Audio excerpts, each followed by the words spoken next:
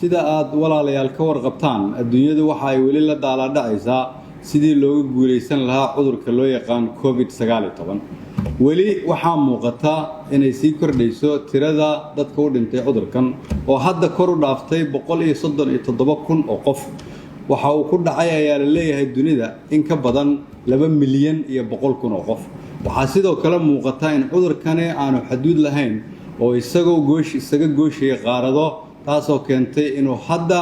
aad ugu soo badanayo dalkeenna iyo dalalka aan deriska nahayba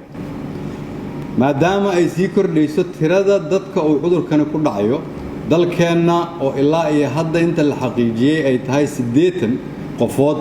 boqolaal kalena ay wasaaradda caafimaadku ku wado baaritaan iyo hubin dhowr qofna ay ugu geeriyoodeen isbitaalada khaaska loogu daaweeyo allah u naxariistee waxaa walaalayaal muhiim ah in aan maqalno kuna dhaqanno talooyinka wasaaradda caafimaadka iyo dhakhaatiirta Soomaaliyeed dadka oo hadda cudurkani ku dhacay waxaa ka mid ah dhakhaatiir iyo shaqaalaha wasaaradda caafimaadka oo ah adeegayaasha bulshada ee taagan safka hore waxay dadaaladaas u bixinayaan naftoodana u hurayaan inay badbaadiyaan nafta shacabka Soomaaliyeed wasaaraddeena caafimaadka iyo dhakhaatiirta Soomaaliyeed oo dhan meel walba ay joogaan maalin iyo habeen waxay u taagan yihiin inay dadka Soomaaliyeed badbaadiyaan waxayna naga mudan yihiin sharaf iyo ammaan si haddaba loo xaqiijiyo la dagaalanka cudurkan waxaa jira guddi heer qaran ah oo aan anigu ka mid ahay oo isugu jira xukuumadda culimada dhakhaatiirta ganacsatada iyo bulshada rayidka oo kulmo maalin walba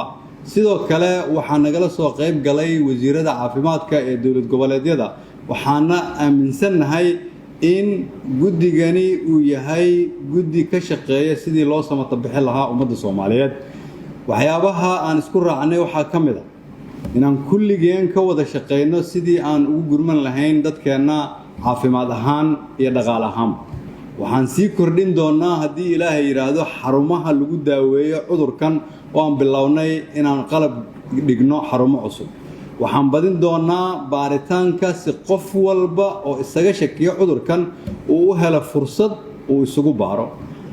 waxaan ku guda jirnaa oo aan ku maqannahay inaan soo iibsano qalab caafimaad inta aan awoodno dawlad ahaan si aan dadkeena ugu fidino adeeg hufan oo ay u baahan yihiin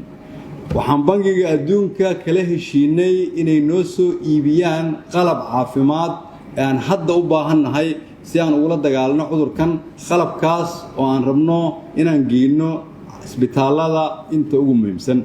xukuumadda ganacsatada dhakhaatiirta bulshada rayidka iyo culimadu waxay wadaan dadaal xooggan oo loogu gurmanayo dadka Soomaaliyeed oo u baahan gargaar dadka Soomaaliyeedna waxaan ka codsanaynaa inay la shaqeeyaan guddigaas iyo dadka walaalahooda oo banaanka taagan si ay naftooda u badbaadiyaan ganacsatada Soomaaliyeed iyo wasaaradda maaliyadda waxay ka wada shaqeeyaan sidii loo yareyn lahaa saameynta dhaqaalaha sidaas daraadeed ayaa loo dhimay canshuuraha raashinka daruuriga ah si shacabka aan loogu qaaliyeyn cuntada waxaan dawladaha Yurub iyo Mareykanka ka codsanay sidii bangiyada iyo xawaaladaha Soomaaliyeed shaqadooda loogu fududeyn lahaa maadaama ay dunidu gashay xaalad adag waxaan ka sugaynaa jawaab waqti dhow oo aan aaminsanahay inaan heli doono xal waxaan ka codsanay bixiyaasha in caawinaadaha ay bixin jireen ay u wareejiyaan dhinaca caafimaadka iyo taakulaynta danyarta oo cudurkani saameeyay nolol maalmeedkooda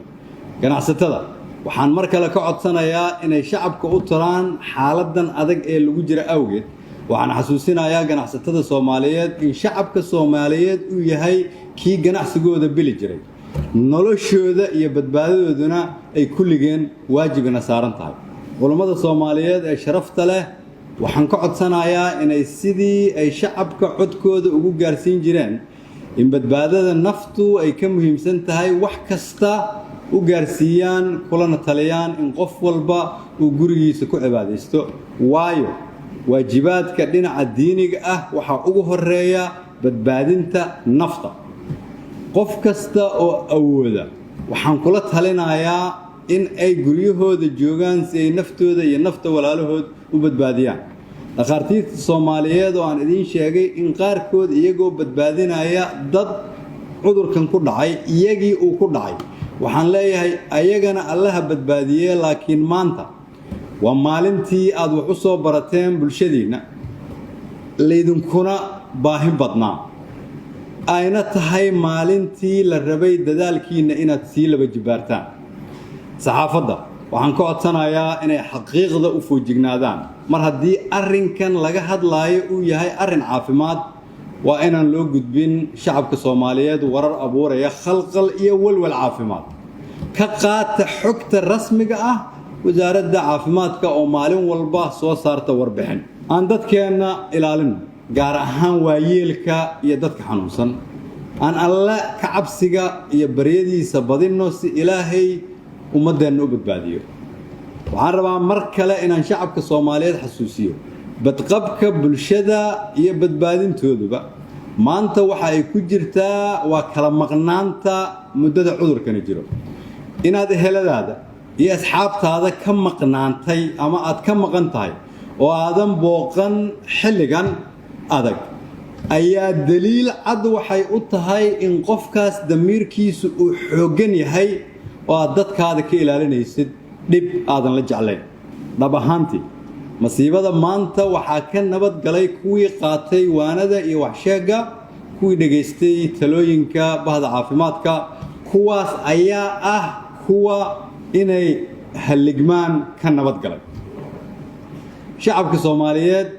garab ay idinkaga baahan tahay dawladdiina iyo dhaqaatiirta ku howlan sidii cudurkan wax looga qaban lahaa sida wada jir ah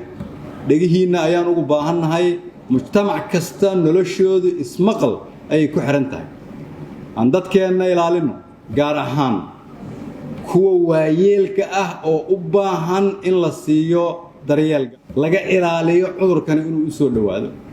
walaalayaal dawladdiinu waxay ka shaqaynaysaa wax walba oo dadkiina lagu badbaadin karo laakiin aan kulligan ka hortagno faafidda cudurkan yaan loo kala harin oo yaan la isku halayn dalkeenna iyo dadkeenna Allah barakeeyo cudurkana ilaahay shacabka Soomaaliyeed ka badbaadiyo waa mahadsantiin